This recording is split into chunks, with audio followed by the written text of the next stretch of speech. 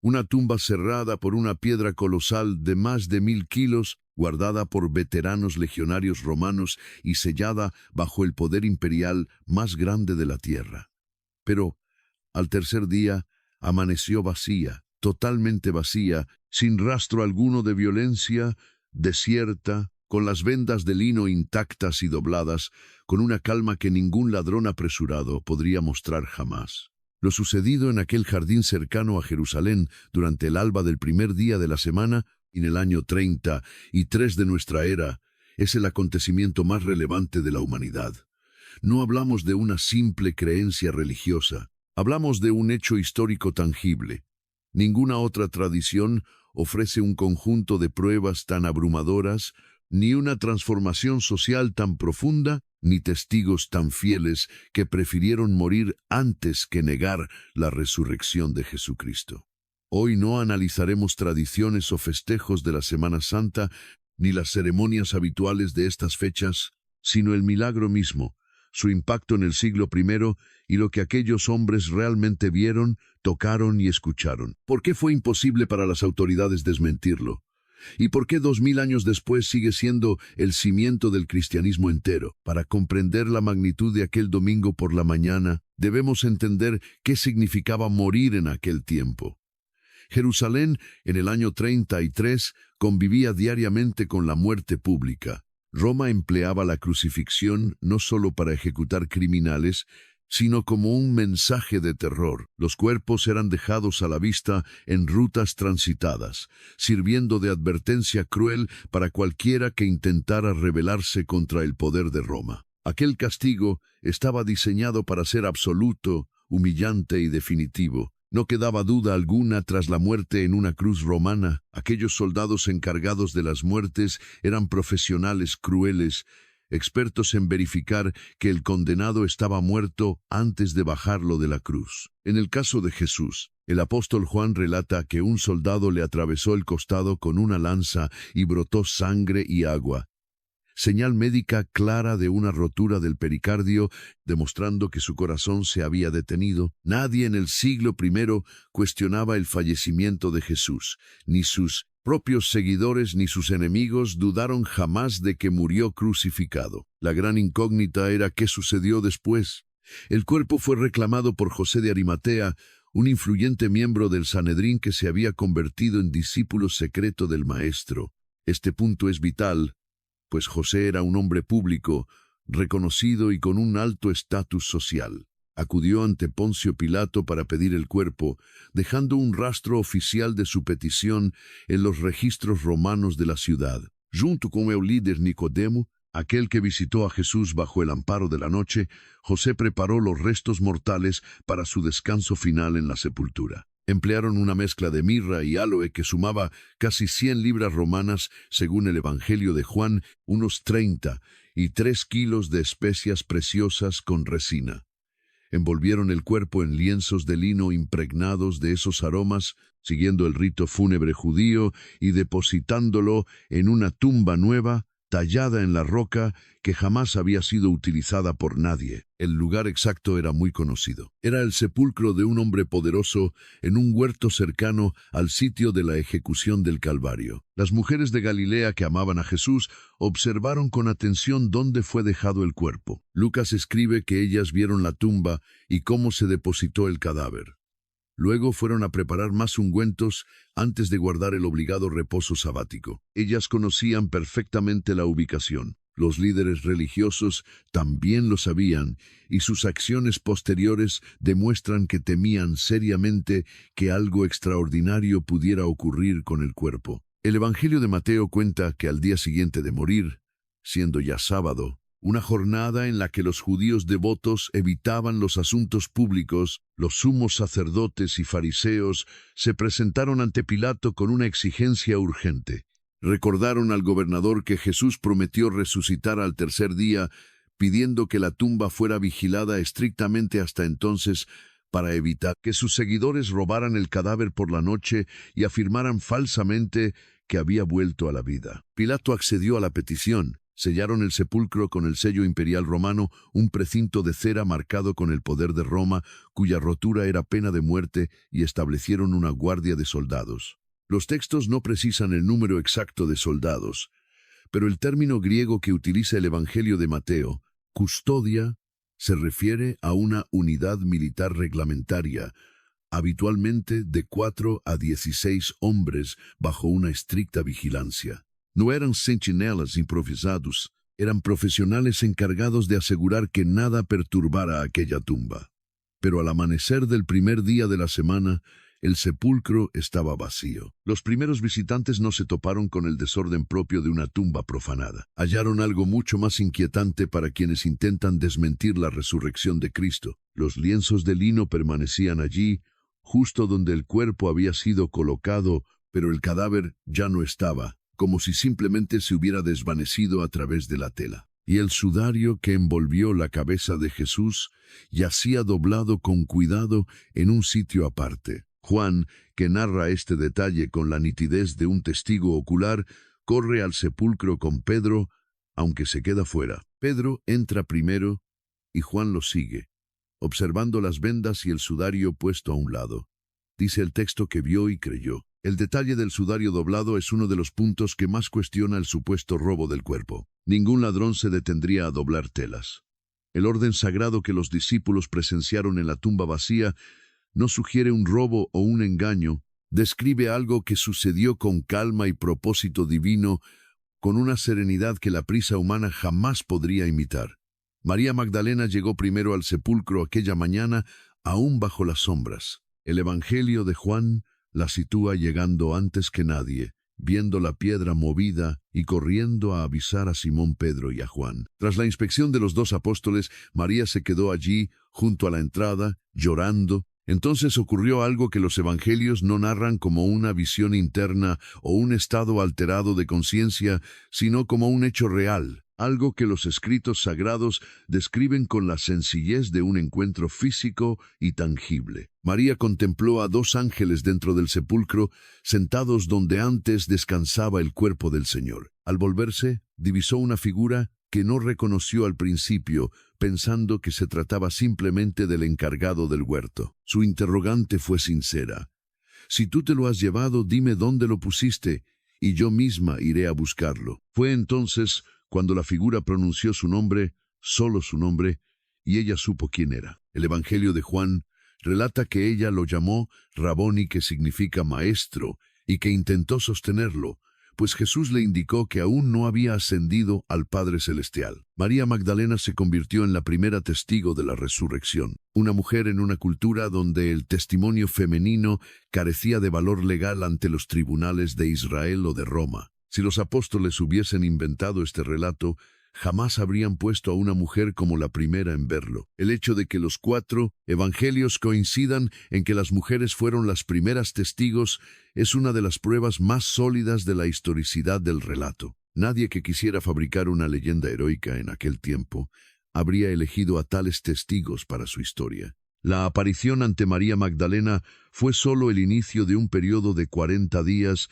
tiempo en el cual Jesús se mostró repetidamente a sus seguidores en diversos lugares y ante grupos de distintos tamaños. Este patrón de apariciones múltiples es un rasgo único de la fe cristiana cuando se compara con otros relatos religiosos de ultratumba. No se trató de una visión privada de un solo devoto, ni fue una experiencia mística ocurrida únicamente durante un profundo estado de oración. Fueron encuentros reales, físicos y comprobables por muchas personas a la misma vez, que incluyeron diálogos y cenas compartidas, permitiéndoles tocar las heridas de los clavos y recibir instrucciones claras que los discípulos pondrían en marcha muy pronto. Pablo, al escribir a los Corintios, detalla las apariciones como si presentara un catálogo de evidencias ante un juez. Jesús se apareció a Pedro, luego a los 12, y después a más de 500 hermanos juntos. Pablo añade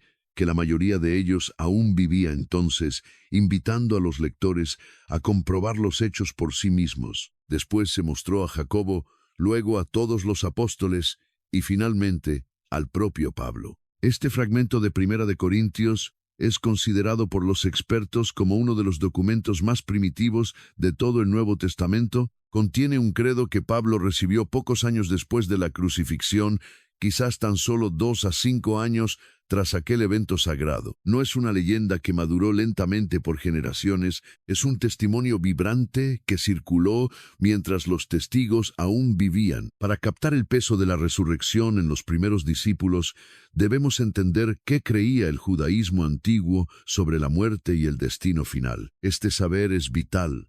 Revela cuán radical era su mensaje frente al judaísmo del Segundo Templo, la época exacta en la que Jesús caminó. Existía un debate profundo sobre la resurrección. Los fariseos esperaban una resurrección futura al final de los tiempos, momento en que los muertos se levantarían juntos para el juicio. Los saduceos negaban cualquier resurrección.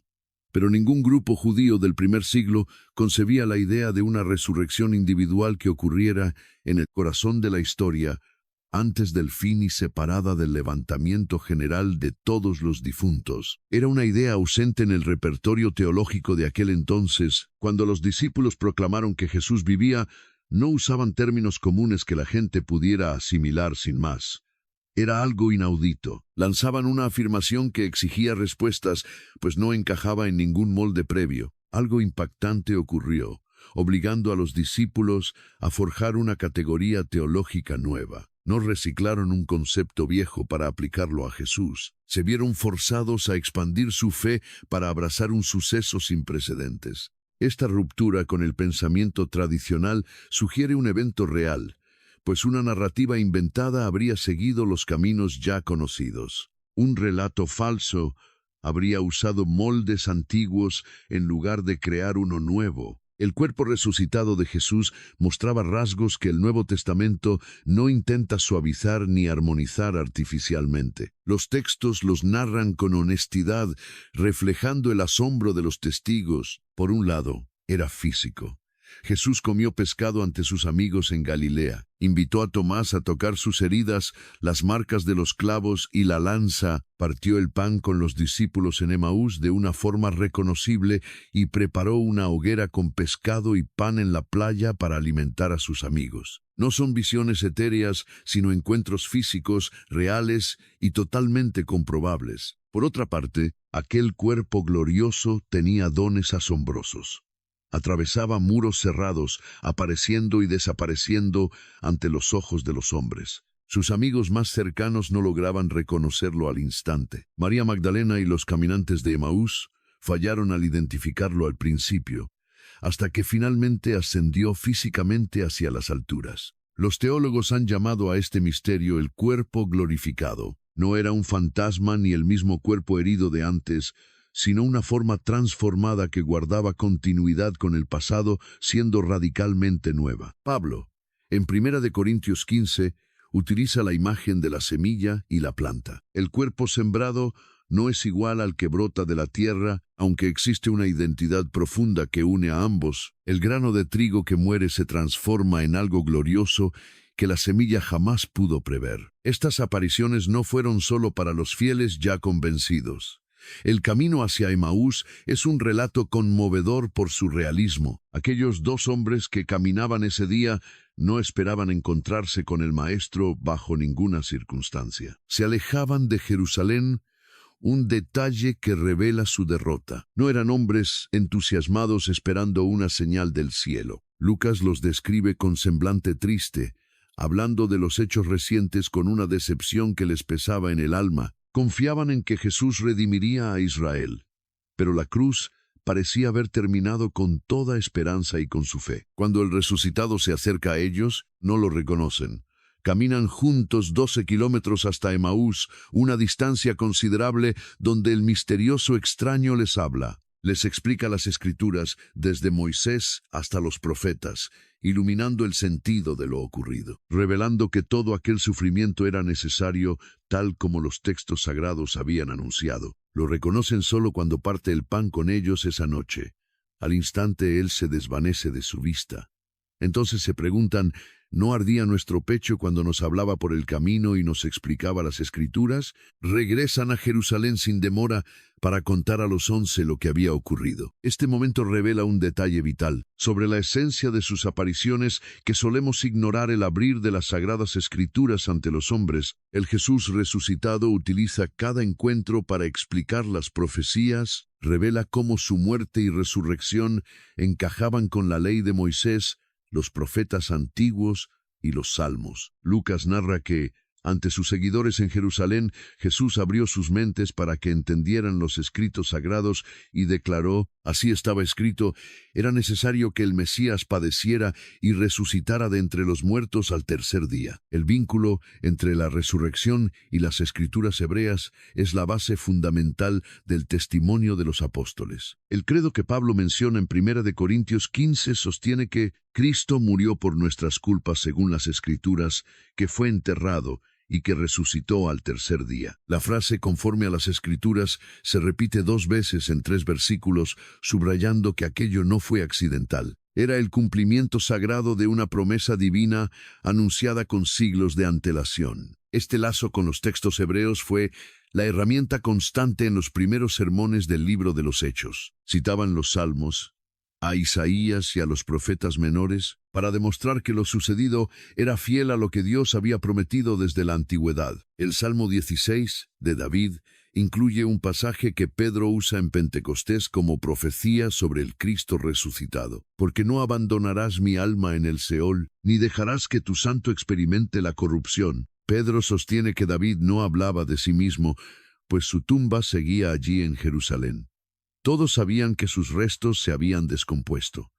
El cuerpo de David sí conoció la corrupción del sepulcro. Por tanto, David profetizaba sobre su gran descendiente, el Cristo, quien no conocería la putrefacción al resucitar antes de que su cuerpo comenzara a deshacerse. Tal argumento dependía del hecho innegable de que la tumba de David seguía cerrada y habitada por la muerte. Nadie en la multitud cuestionó este dato. Pedro presentaba una prueba histórica verificable para quienes vivían en la ciudad santa. Entonces Pedro hace la conexión definitiva. A este Jesús resucitó Dios y todos nosotros somos testigos de ello.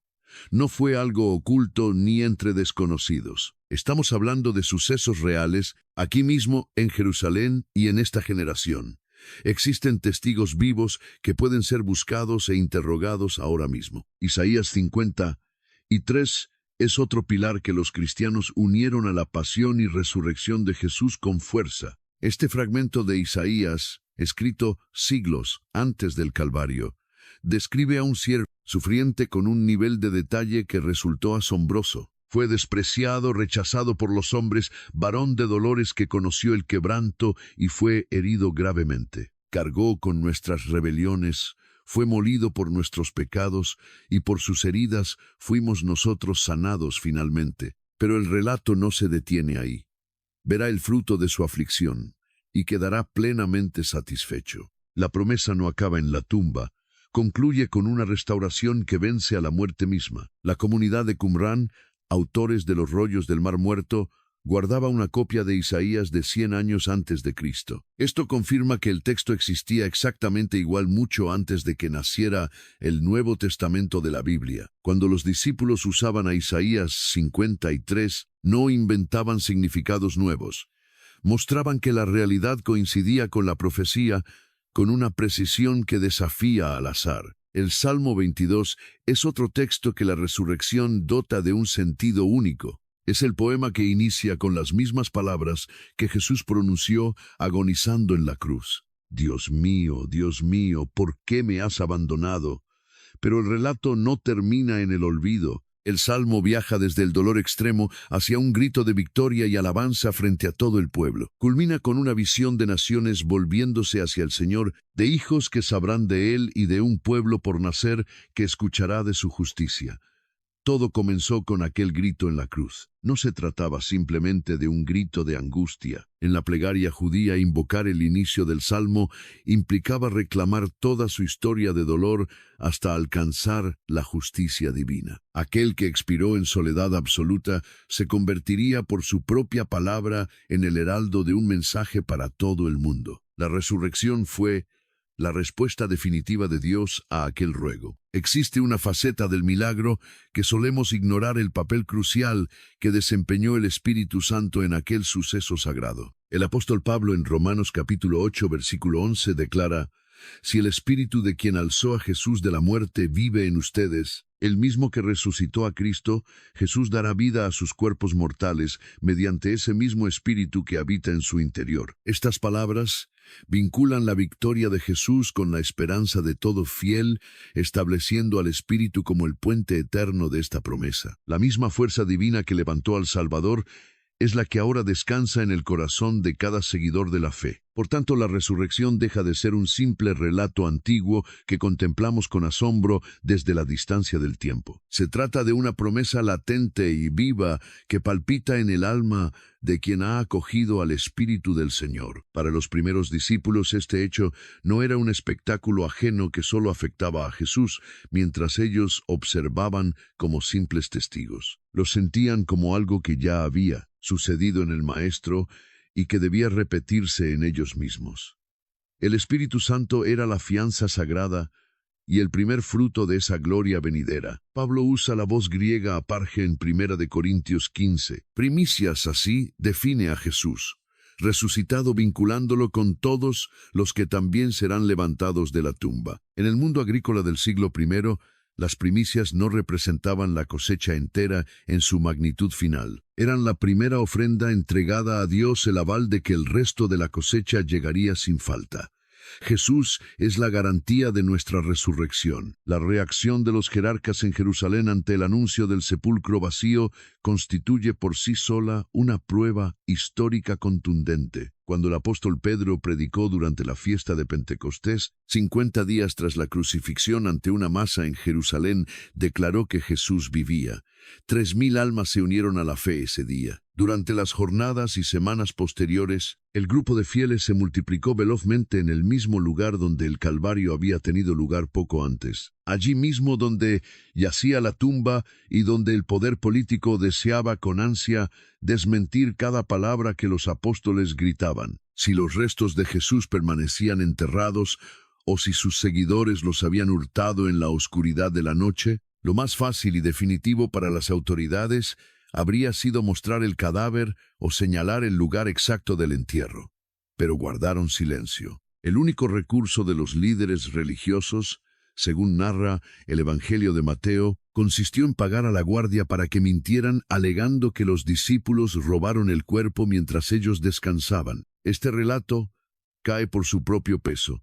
Cualquier soldado romano que durmiera en su puesto se enfrentaba a la pena de muerte por ley. Si dormían, no podían relatar lo que sucedió esa noche. La teoría del robo sugiere que la iglesia primitiva nació de una gran mentira defendida por personas que luego dieron su vida por ese mismo fraude. Ningún estudioso serio del alma humana considera esta versión como algo creíble. El argumento psicológico, basado en el martirio de los apóstoles, es una de las pruebas más sólidas de la historia cristiana y es vital comprender su peso real. El punto no es que muchos mueran por sus ideales. Muchos han muerto a lo largo de la historia por defender causas que resultaron ser falsas. Pero el matiz es este: la gente muere por lo que cree verdadero, aunque en realidad esté en el error. No obstante, en el caso de la resurrección, los testigos no morían por relatos de terceros, ni por simples deducciones de las Escrituras, ni por una fe huérfana de pruebas. Estaban muriendo por lo que afirmaban haber presenciado, tocado y escuchado con sus propios sentidos. Si el cuerpo de Jesús seguía bajo tierra, ellos eran los primeros en saberlo. Si lo hubieran hurtado, lo sabrían. Cualquiera puede morir por una fe sincera, aunque esté basada en una equivocación. Pero resulta inverosímil que toda una multitud decida morir por defender algo que en lo más íntimo saben que es mentira. Especialmente cuando bastaba con admitir el engaño para salvar sus vidas, No se sacrificaron por un ideal abstracto, sino por asegurar que habían contemplado a Jesús resucitado con su propia mirada, que lo palparon con sus manos y compartieron el pan y la sal con él, hablaron con él directamente, y ninguno cedió ante la presión ni se retractó jamás. El cambio de Jacobo, hermano de Jesús, es uno de los testimonios más profundos sobre la resurrección. Las Escrituras revelan que durante el ministerio de Jesús, sus propios hermanos no creían en él. El Evangelio de Juan narra que sus hermanos le pedían ir a Judea para exhibir sus milagros, probando que no creían que él fuera el Mesías. Jacobo, aquel que llegaría a ser un pilar fundamental en la iglesia primitiva de Jerusalén, pasó de ser un incrédulo a convertirse en lo que el apóstol Pablo llamó un pilar de la fe.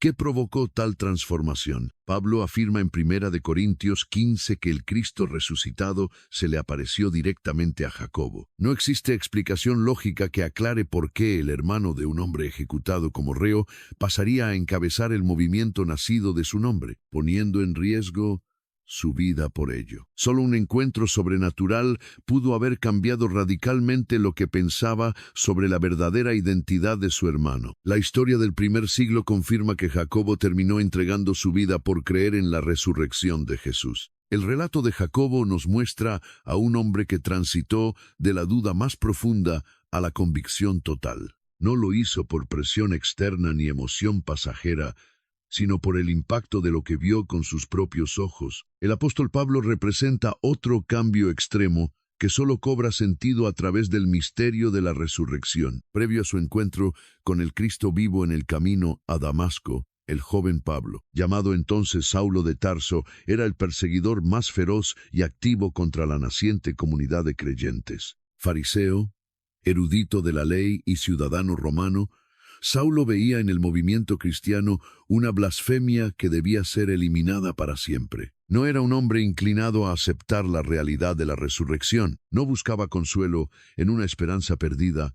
Era un enemigo convencido que actuaba con total determinación. Pero algo sucedió rumbo a Damasco que lo convirtió de perseguidor en el apóstol más influyente de las Escrituras. Autor de la mayoría de las epístolas del Nuevo Testamento, Pablo llevó el mensaje de Cristo desde Jerusalén hasta el corazón de Roma. Pablo relata su encuentro con el Cristo resucitado apelando a los sentidos. Fue algo tangible, vio la luz y escuchó una voz del cielo. Quedó ciego por un tiempo y situó este momento al mismo nivel que las apariciones celestiales a los otros apóstoles, diciendo que, como aún nacido fuera de tiempo, se le apareció también a él. El hombre que escribió esto lo había dejado todo atrás: estatus, prestigio y su propia seguridad personal, todo por anunciar lo que vio con sus ojos, una verdad por la que finalmente entregó su vida. Aquel evento provocó un cambio que ningún otro suceso en el judaísmo del primer siglo habría logrado jamás. El cambio del día de descanso sagrado, del sábado al domingo, para los judíos creyentes. Casi todos los creyentes eran judíos, para quienes el sábado era un mandato de la Torá y el eje central de su vida religiosa. Mover el culto comunitario al primer día de la semana fue una decisión drástica, justo el día en que la resurrección tuvo lugar. Aquella ruptura con la tradición establecida no tiene ninguna otra explicación lógica o histórica, salvo la certeza de que algo asombroso ocurrió aquel día. Así lo confirman los registros más antiguos de la fe, desde las epístolas de Pablo y los Hechos hasta los textos de los padres de la Iglesia del siglo II. Todos señalan que los fieles se congregaban siempre el primer día de la semana, al que llamaban Día del Señor, reuniéndose para orar, partir el pan y estudiar las Sagradas Escrituras. No fue un decreto de un concilio ni el fruto de un acuerdo administrativo entre los líderes. Surgió de forma orgánica por la convicción de que en aquel primer día de la semana el curso de la historia cambió para siempre. 2000 años de reuniones dominicales constantes son el testimonio vivo del impacto que aquel primer domingo de resurrección dejó en el mundo. El bautismo representa otra tradición de la Iglesia temprana que solo halla su sentido pleno bajo la luz de la resurrección. Pablo, en Romanos capítulo 6, describe el rito bautismal como el vínculo directo entre el fiel y la muerte y resurrección de Jesucristo. ¿Acaso ignoráis que todos los que fuimos bautizados en Cristo Jesús, fuimos bautizados también en su muerte? Fuimos sepultados con Él mediante el bautismo para morir al pecado. Así, como Cristo resucitó por la gloria del Padre, también nosotros caminamos en una vida nueva. El bautismo, en la teología paulina, es una unión espiritual y simbólica con la muerte, sepultura y resurrección de Cristo. Al sumergirse en el agua, el creyente representa su muerte al ego y al pecado. Al emerger, simboliza su renacimiento a una vida nueva. Todo este significado depende de que la resurrección fuera un hecho histórico real. Si Cristo murió y resucitó de verdad, el bautismo nos hace partícipes de algo que ocurrió realmente. Sin una resurrección real, este símbolo sagrado carecería de sentido y de fundamento. Esta teología bautismal ya estaba consolidada en las cartas de Pablo. Escritas apenas 20 años después de la crucifixión de Jesús, esto nos indica que comprender la resurrección como cimiento de la vida cristiana no fue un desarrollo tardío, sino algo presente desde el inicio del movimiento. La resurrección también cambió profundamente la forma en que los primeros creyentes interpretaban todas las antiguas escrituras hebreas. Textos sagrados que se leyeron igual durante siglos comenzaron a entenderse de una forma distinta a la luz de los hechos ocurridos. Esto no implicaba que los primeros seguidores de Jesús estuvieran manipulando o distorsionando las sagradas escrituras. Significaba que la resurrección era la llave que abría el sentido profundo de textos que aguardaban precisamente ese instante sagrado. El mismo Jesús, resucitado, comenzó este camino hacia Emaús y con sus discípulos en Jerusalén. Luego los apóstoles siguieron esa labor en sus prédicas y epístolas. Pedro, en Hechos 2, interpreta los Salmos 16 y 110 como profecías de la resurrección y gloria de Cristo. Felipe le explica Isaías 50:3 al eunuco etíope, partiendo de ese texto para anunciarle a Jesús. Pablo, en Hechos 13, repasa toda la historia del Éxodo, los jueces, los reyes, David y Juan el Bautista, hasta llegar a Jesús, citando después el Salmo 2, el Salmo 16 e Isaías 55 como textos cumplidos, finalmente gracias a la resurrección. Esta lectura de las escrituras hebreas no fue algo arbitrario. Fue el resultado de reconocer los patrones de redención y liberación, vindicación y restauración que se extendían por todo el Antiguo Testamento, encontrando su expresión definitiva en el gran suceso ocurrido en Jerusalén en el año 33. ¿Qué aspecto de la resurrección ha marcado más tu fe? ¿Fue una prueba histórica o quizás una experiencia personal, alguna lectura bíblica o un instante donde sentiste que algo inexplicable cambió en tu interior? Queremos leer tu testimonio aquí abajo, en los comentarios, pues la historia de la resurrección no terminó en el siglo I. Sigue viva en cada persona transformada por la presencia de Cristo. Los primeros cristianos en Jerusalén vivieron una tensión difícil de imaginar hoy día. Por un lado, habían visto a Jesús resucitado, recibieron al Espíritu Santo en Pentecostés y gozaban de una vida comunitaria tan intensa que el libro de los Hechos la describe con gran detalle. Se juntaban a diario en el templo y en hogares, partían el pan y oraban juntos. Vendían sus posesiones para repartirlas según la necesidad de cada cual. Por otro lado, habitaban la ciudad donde Jesús fue crucificado bajo la misma autoridad religiosa que exigió su muerte y anunciaban su resurrección en el templo de esos mismos líderes. Aquel testimonio requería un valor extraordinario. Arrestaron a Pedro y Juan, los llevaron ante el Sanedrín y les prohibieron hablar sobre el nombre de Jesús. Ellos respondieron: decidan si es justo ante Dios obedecerles a ustedes antes que a Él. No podemos callar lo que hemos visto y oído. Lo que hemos visto y oído no eran deducciones ni interpretaciones ni el fruto de un proceso espiritual. Era algo que ellos mismos habían presenciado y escuchado personalmente. Su firmeza ante las autoridades que tenían el poder de condenarlos es una de las pruebas más claras de que decían la verdad con total convicción. La resurrección de Jesús trajo consigo una interrogante que los primeros discípulos se tomaron muy en serio. Si Jesús resucitó, ¿qué sucede con los que mueren creyendo en Él? No era una duda abstracta, sino urgente y personal, pues varios miembros de las comunidades empezaron a fallecer antes del esperado regreso de Cristo. En Tesalónica, por ejemplo, la comunidad sufría por los creyentes que ya habían partido. Algo se había perdido.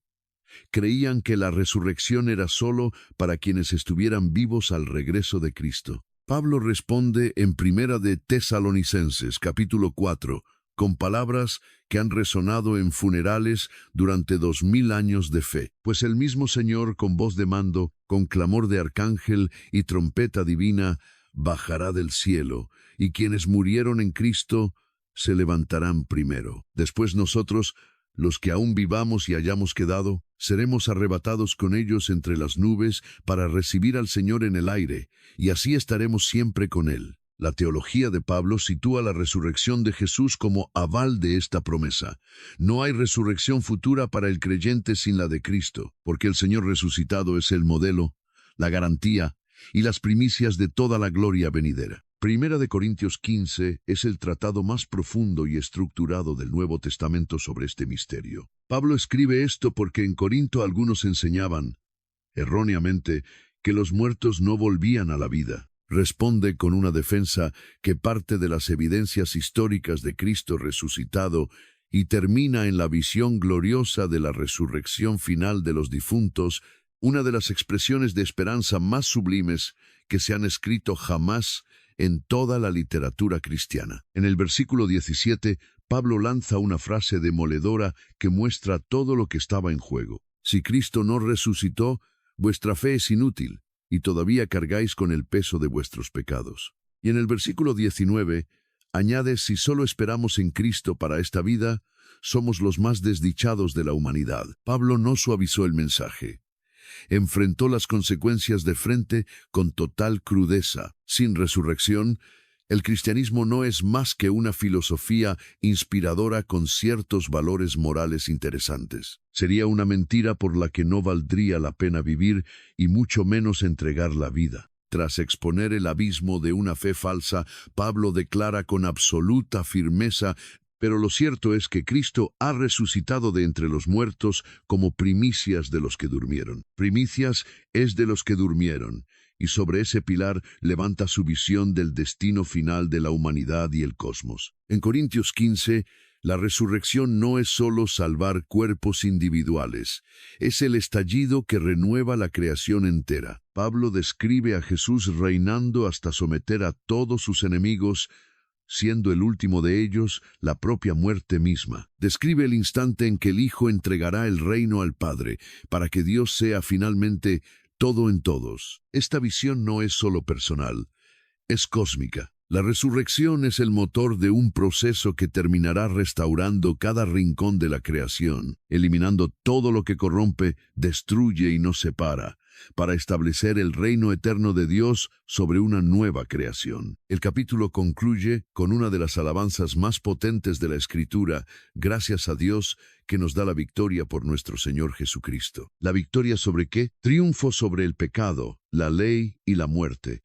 No hablamos de la supervivencia de un ideal tras morir su autor. Es la victoria física e histórica de una persona real que murió y resucitó, cuya gloria hoy está al alcance de quien cree. El Apocalipsis, escrito a finales del primer siglo, nos presenta un Cristo distinto. Abre con una visión de Cristo resucitado y glorioso, radicalmente distinta a cualquier imagen que los discípulos tuvieran de Jesús durante su vida terrenal. Juan contempla a alguien semejante al Hijo del Hombre, vestido con una túnica hasta los pies, ceñido con un cinto de oro, con el cabello blanco como la lana más pura, ojos como llama de fuego, pies como bronce bruñido, voz como estruendo de muchas aguas, y 7 estrellas en su mano derecha. Juan, el que recostó su cabeza sobre el pecho de Jesús y corrió a la tumba vacía aquella mañana de resurrección, tras haber visto y creído,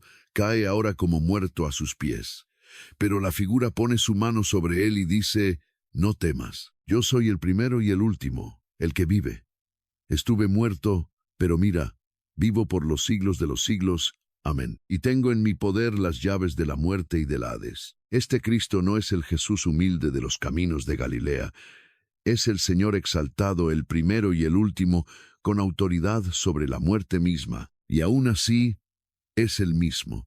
Aquel que murió es el que hoy vive. La identidad compartida entre el crucificado y el glorificado es el núcleo de toda la esperanza cristiana en la resurrección. La ascensión, 40 días después, marca el final definitivo de las apariciones físicas del Jesús resucitado en la tierra. Lucas relata este suceso 2 veces al cerrar su evangelio y al iniciar el libro de los Hechos. En ambos relatos se enfatiza que los discípulos fueron testigos oculares presentes de todo lo que ocurrió. En Hechos capítulo 1, Jesús fue alzado y una nube lo ocultó de su vista.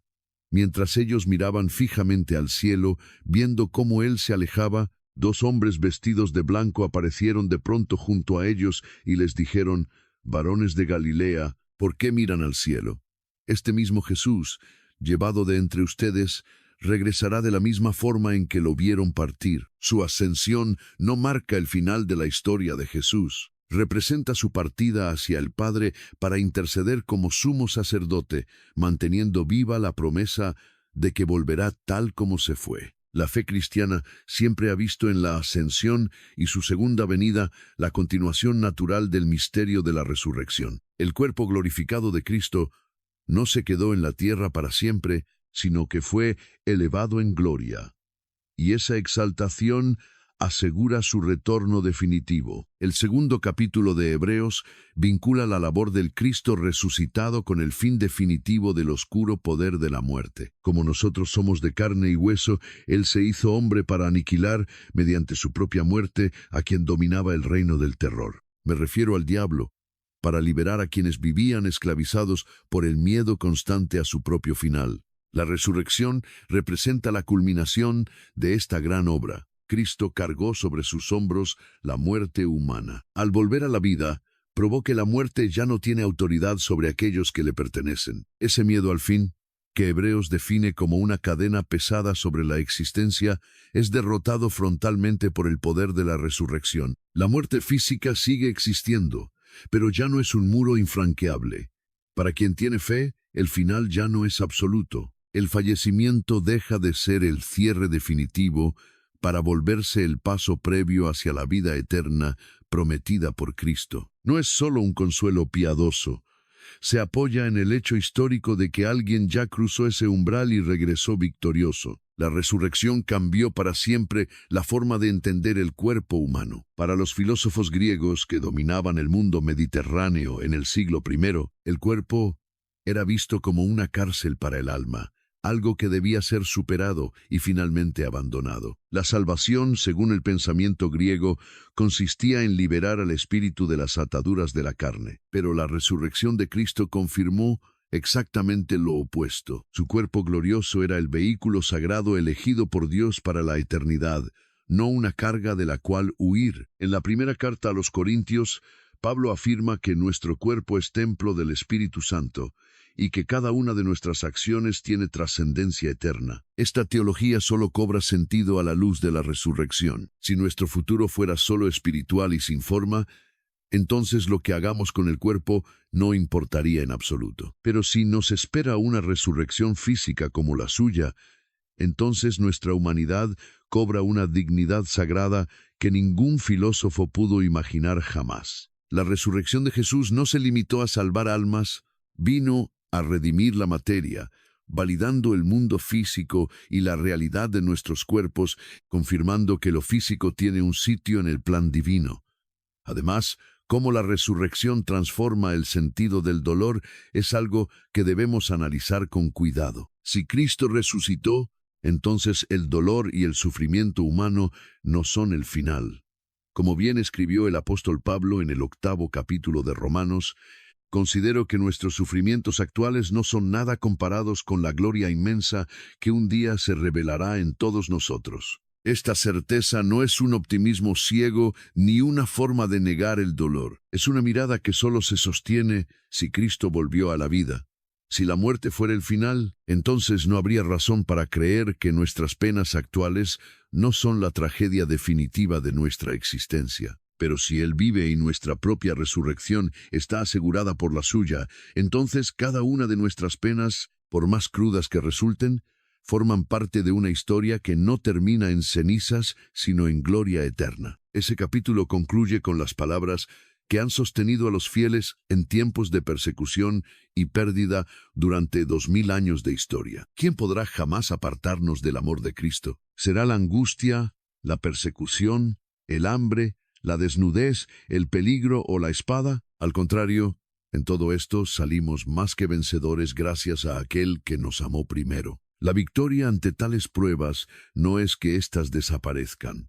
Es la certeza de que nada tiene el poder de separar al creyente del amor de quien resucitó. Pedro, quien negó a Jesús 3 veces la noche en que lo apresaron y corrió hacia el sepulcro vacío aquella mañana de gloria, sin comprender aún lo que había sucedido, se transformó en el heraldo más valiente del Evangelio de la resurrección durante los albores de la Iglesia cristiana. Tal cambio exige una explicación. Aquel Pedro que negó a Jesús ante una joven en el patio del sumo sacerdote no es el mismo que se alza ante miles en Jerusalén el día de Pentecostés, proclamando sin miedo que el mismo Jesús que crucificaron ha resucitado de los muertos. El abismo entre esos dos instantes es el encuentro con el Cristo vivo y esa aparición especial que Pablo relata, y a la cual Lucas también alude un momento donde Jesús se mostró a Pedro a solas antes de ver al resto. Las Escrituras de Juan narran también cuando el Señor restaura a Pedro en 3 ocasiones distintas,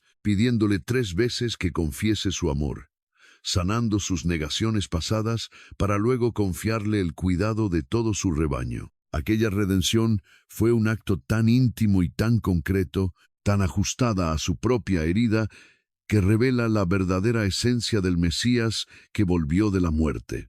No regresó simplemente para demostrar que el sepulcro estaba vacío, sino para sanar los vínculos rotos, curar las llagas de aquella noche amarga y rescatar a quienes el miedo había hecho tropezar en el camino. Resucitar no fue solo un hito en la historia universal. Fue un abrazo de gracia profundamente humano. Juan, el capítulo 21. Relata el encuentro final entre el Salvador y sus seguidores. Lo narra con tal lujo de detalles que se siente como un recuerdo vivo y directo. Pedro anuncia que sale a pescar y otros lo siguen. Pasan toda la noche lanzando redes, pero regresan con las manos vacías. Al clarear el día, alguien desde la costa les ordena lanzar la red a la derecha. Al hacerlo, la carga es tan pesada que no logran subirla. Juan le susurra a Pedro: «Es el Señor». Al oír que era el Maestro, Pedro se ciñó la túnica y saltó al agua sin dudarlo. Ese gesto de vestirse antes de nadar es el tipo de recuerdo auténtico que nadie podría haber inventado. Es la clase de memoria que solo guarda quien estuvo allí presente, porque fue un pedazo de la realidad misma. Al pisar tierra, ven brasas encendidas con pescado y pan. Jesús les hace una invitación sencilla: vengan a comer. Ninguno de ellos se atreve a cuestionar su identidad. Sabían en lo más profundo de su ser que era el Señor. Esa frase nadie se atrevió a preguntar quién era revela la certeza silenciosa que rodeaba a Cristo. Define la asombrosa tensión del cuerpo glorificado ante sus ojos. Era el mismo hombre, pero al mismo tiempo era distinto. Se sentía cercano pero sagrado, humano y eterno a la vez. Entonces tomó el pan y el pescado y se los dio. No estamos ante el relato de una visión lejana o un éxtasis espiritual sin cuerpo. Es la crónica de un desayuno junto al lago, entre el humo de las brasas y el olor a pescado fresco. Aquel milagro dio vida a una comunidad que el libro de los Hechos narra con devoción. Sus palabras definen el ideal de fe 2000 años después. Todos perseveraban unidos en la enseñanza de los apóstoles, compartiendo la vida, partiendo el pan en las mesas y elevando sus oraciones al cielo. Un temor sagrado invadió a todos, mientras los apóstoles realizaban prodigios y señales asombrosas en nombre de Dios. Los fieles permanecían unidos, poniendo sus bienes en común. Vendían tierras y posesiones para repartir el fruto entre todos, cuidando siempre del que más necesidad pasaba. Cada día se reunían en el templo con un mismo espíritu, compartiendo el pan en sus hogares.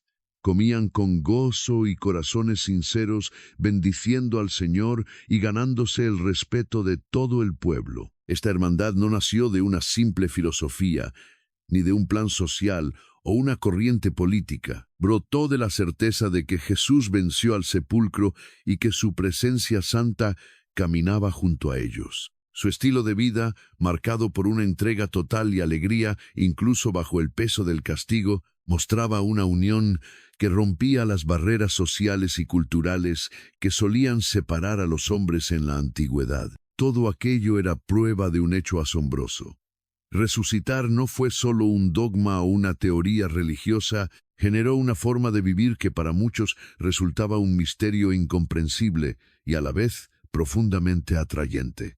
El ágape, esa cena fraterna que la iglesia primitiva celebraba con frecuencia, al partir el pan recordando la cena final y soñando con el banquete del reino, se convertía en el testimonio vivo de la resurrección. Pablo escribe en 1 Corintios capítulo 11 que al comer el pan y beber la copa, los creyentes anuncian la muerte del Señor hasta su regreso final. La Sagrada Eucaristía, este acto de agradecimiento, unía el pasado oscuro de la cruz con la luz del presente. Conectaba a la comunidad reunida con la promesa futura del retorno de Cristo, la celebración de alguien que murió, pero ahora vive eternamente. Su presencia era palpable entre ellos, y su regreso se esperaba con una fe tan firme que transformaba por completo su forma de vivir. Esta práctica, consolidada ya en los escritos más antiguos del Nuevo Testamento, es testimonio vivo de la fe primitiva, es la huella profunda que la resurrección grabó en el corazón mismo de la estructura de la vida cristiana. Aquellos primeros fieles no recordaban simplemente a un maestro muerto cuyas enseñanzas les servían de inspiración. Ellos celebraban a un Señor viviente, alguien cuya presencia era real y cuya vuelta aguardaban con esperanza. Existe un detalle en el testimonio bíblico sobre la resurrección que exige una mirada atenta y reflexiva. La sorprendente honestidad al narrar las dudas de sus propios discípulos. El Evangelio de Mateo dice que al ver a Jesús resucitado en Galilea, los discípulos le adoraron, aunque algunos todavía dudaban. Es una confesión asombrosa que ningún autor interesado en inventar una leyenda habría incluido jamás. El relato no aclara quiénes dudaron, qué les perturbaba o cómo se resolvió aquella incertidumbre. Simplemente expone el hecho con la crudeza de quien narra la verdad, admitiendo aquello que no encaja en un relato heroico idealizado. La incredulidad de Tomás, narrada en el capítulo 20 de Juan, sigue este mismo patrón. Tomás no estuvo presente en la primera aparición del grupo con el Señor resucitado. Él juró que sin ver las marcas de los clavos en sus manos y tocar su costado herido, no creería. 8 días más tarde, Jesús regresa y le invita a palpar sus cicatrices. Entonces Tomás respondió: «Señor mío y Dios mío». Esta es la confesión de fe más profunda de todos los evangelios. Jesús no lo reprendió por su duda, sino que pronunció una bendición para quienes creerán sin necesidad de ver. Estos momentos de flaqueza en el núcleo del testimonio apostólico son, curiosamente, pruebas de su autenticidad histórica. Una historia inventada jamás incluiría tales debilidades. La resurrección de Cristo no es solo el pilar donde se apoya el cristianismo. Es la clave que da sentido a todo lo demás, sus parábolas sobre el reino, su poder para perdonar pecados y su mensaje de amor. También valida su identidad divina y la promesa solemne de enviar al Espíritu Santo sobre nosotros. De ella depende su mandato de llevar el Evangelio a todas las naciones. Sin la resurrección, nada tendría este peso. Sin el sepulcro vacío, Jesús sería solo un sabio muerto. Sus palabras, los sueños de un visionario que falló, sus promesas serían ceniza. Pero si resucitó, si la tumba estaba vacía aquella mañana de domingo, si los lienzos estaban allí, y si realmente se apareció a María en el jardín y a los caminantes de Emaús, a los 10 en el aposento, y luego a los 11 cuando Tomás estaba con ellos, Si se mostró a los 7 en la orilla, a 500 hermanos a la vez, a Jacobo, a todos los apóstoles y al último de todos, a Pablo. Si todo eso es verdad, Jesús es quien decía ser.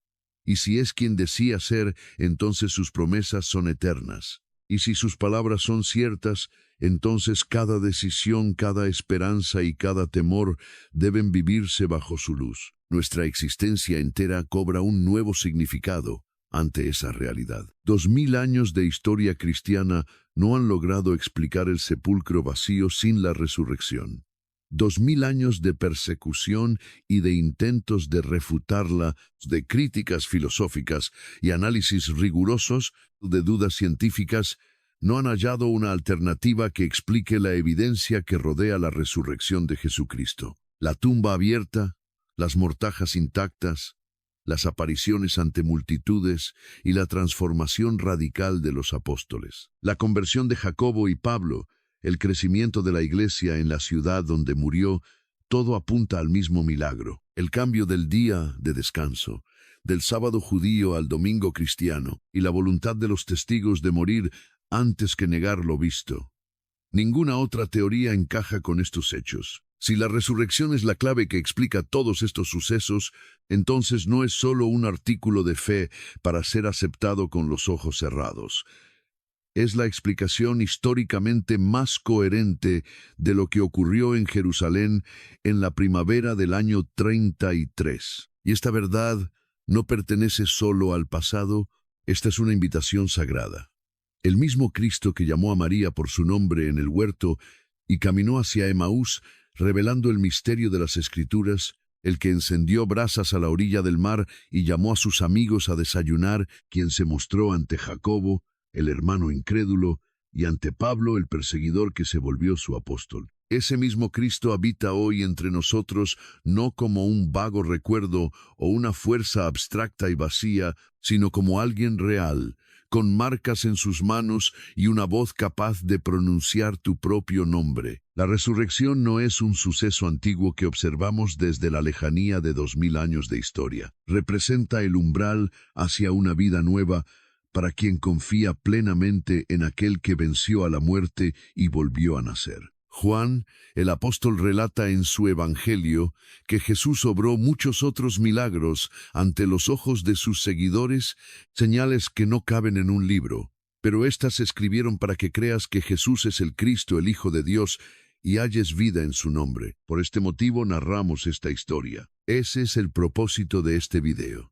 Si estas palabras han despertado en ti una certeza olvidada o han restaurado esa fe que las dudas y el tiempo han ido desgastando, entonces el milagro de la resurrección sigue cumpliendo hoy su eterna promesa, transformando el corazón de quienes se encuentran cara a cara con el Cristo vivo. Si este mensaje conmovió tu alma, suscríbete al canal para acompañarnos en nuestros próximos videos bíblicos. Seguiremos descubriendo juntos las verdades eternas de las Escrituras y los misterios de la historia sagrada. Si conoces a alguien atormentado por dudas sobre la fe o el más allá, no dudes en compartir este video con esa persona. Tal vez el testimonio de la tumba vacía sea justo el consuelo que su espíritu necesita recibir hoy.